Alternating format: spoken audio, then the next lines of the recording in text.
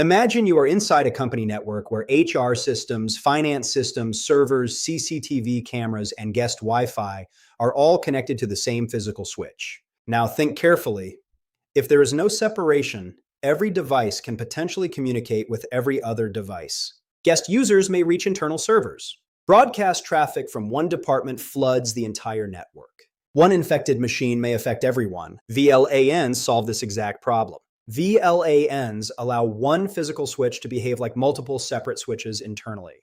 Even though everything connects to the same hardware, logically the devices are isolated into different networks. To understand VLANs properly, you first need to understand how normal communication works inside a network. Devices usually communicate using IP addresses because humans understand IP addresses easily. For example, one computer may want to communicate with 192.168.10.3. But actual Ethernet communication inside a LAN does not happen directly using IP addresses. Local communication happens using MAC addresses. A MAC address is the hardware identity of a network card. Every network device has a unique MAC address. Suppose PC1 has IP address equals 192.168.10.2, MAC address equals MAC-A, and PC2 has IP address equals 192.168.10.3. MAC address equals MAC-B. Now suppose PC1 wants to ping PC2. The user types ping 192.168.10.3. Now PC1 immediately checks, do I already know the MAC address for 192.168.10.3? It checks something called the ARP table. ARP stands for Address Resolution Protocol. ARP is used to convert IP addresses into MAC addresses. If PC1 does not know the MAC address of 192.168.10.3, it sends an ARP broadcast request saying, who has 192.168.10.3? Tell 192.168.10.2. This ARP request is sent as a broadcast frame. Broadcast means send this to everyone in the local network. Now the switch receives this frame. This is where the switch starts learning MAC addresses. A layer 2 switch dynamically learns MAC addresses by observing incoming frames. Every time a frame enters a switch port, the switch checks the source MAC address of that frame. Suppose the ARP request entered through port 1. The switch sees source MAC equals MAC-A, incoming port equals 1. The switch immediately stores this information in its MAC address table. MAC address, MAC-A, port 1. This process is called MAC learning. Now the switch knows. If any device wants to reach MAC-A, send traffic through port 1. Since the ARP request is a broadcast, the switch floods it to all other ports. PC2 receives the ARP request and replies, 192.168.10.3 is MAC-B. Now the switch receives this reply on port 2. Again, the switch learns MAC-A port 1, MAC-B port 2. Now the switch knows exactly where both devices exist physically. At this point, PC1 can start actual communication.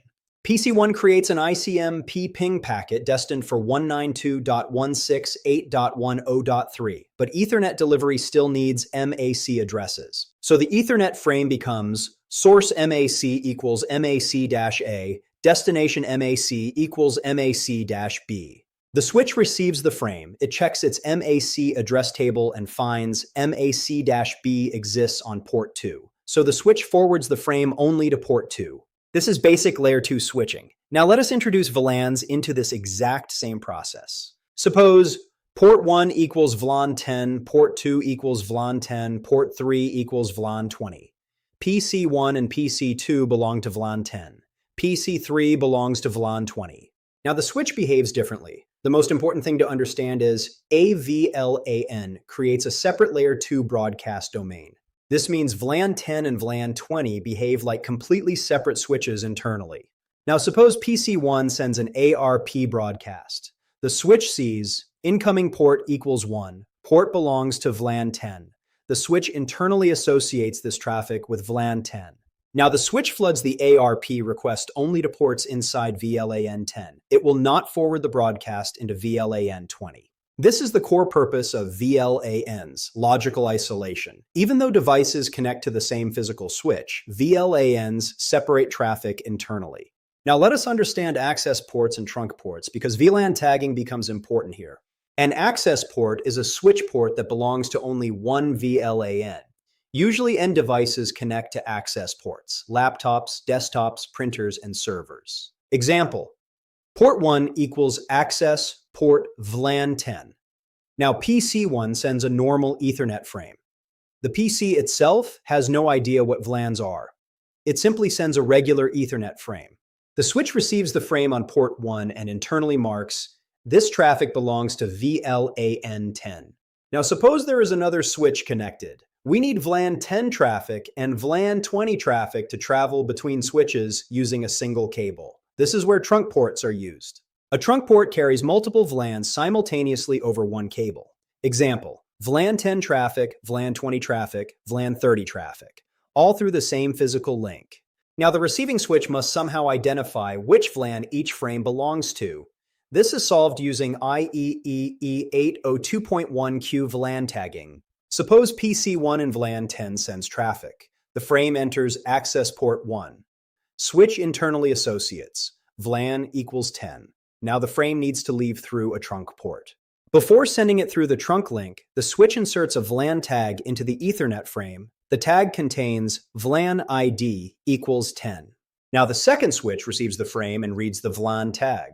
The second switch understands this frame belongs to VLAN 10 and forwards it only within VLAN 10 ports. This is how VLAN traffic travels across multiple switches. Now let us understand the most important concept, inter-VLAN communication. Suppose PC1 IP address 192.168.10.2 gateway 192.168.10.1 belongs to VLAN 10. PC2 IP address 192.168.2.0.2 gateway 192.168.2.0.1 belongs to VLAN 20. Now, PC1 wants to ping PC2. User types ping 192.168.2.0.2. Now, PC1 performs subnet calculation. It compares. My network equals 192.168.10.0/24. Destination network equals 192.168.20.0/24. PC1 immediately realizes the destination is outside my local subnet. Whenever a device wants to communicate outside its own subnet, it sends traffic to its default gateway. So PC1 decides, I must send this packet to my gateway, 192.168.10.1. Now PC1 needs the MAC address of the gateway, so it sends an ARP request. Who has 192.168.10.1. The layer 3 switch has an SVI configured for VLAN 10. Interface VLAN 10, IP address 192.168.10.1. The SVI responds with its MAC address. Now PC1 creates the Ethernet frame. Very important, the IP packet still contains source, IP equals 192.168.10.2. Destination YP equals 192.168.2.0.2. IP addresses remain unchanged. But the Ethernet frame becomes source, MAC equals MAC-A. Destination MAC equals VLAN 10 gateway, MAC. The switch receives this frame inside VLAN 10. Now the layer 3 engine inside the switch processes the packet. The switch checks its routing table and sees 192.168.2.0.0/24 reachable via VLAN 20. Now the switch must forward the packet into VLAN 20, but Ethernet delivery inside VLAN 20 still requires the destination MAC address. So the switch checks, do I already know the MAC address for 192.168.2.0.2? If not, the switch sends an ARP request inside VLAN 20. Who has 192.168.2.0.2? PC2 replies 192.168.2. 0.2 is MAC-C. Now the switch creates a new Ethernet frame. Source MAC equals VLAN 20 gateway MAC, destination MAC equals MAC-C. But the IP packet still remains. Source IP equals 192.168.10.2. Destination IP equals 192.168.2.0.2. Now the switch forwards the frame into VLAN 20 toward PC2. This entire process is called Inter-VLAN Routing. This is one of the most important networking concepts because it combines MAC learning, ARP, Ethernet switching, VLAN isolation, access ports, trunk ports, VLAN tagging, layer 3 routing, and SVI gateway functionality, all together into one complete packet journey inside a modern network.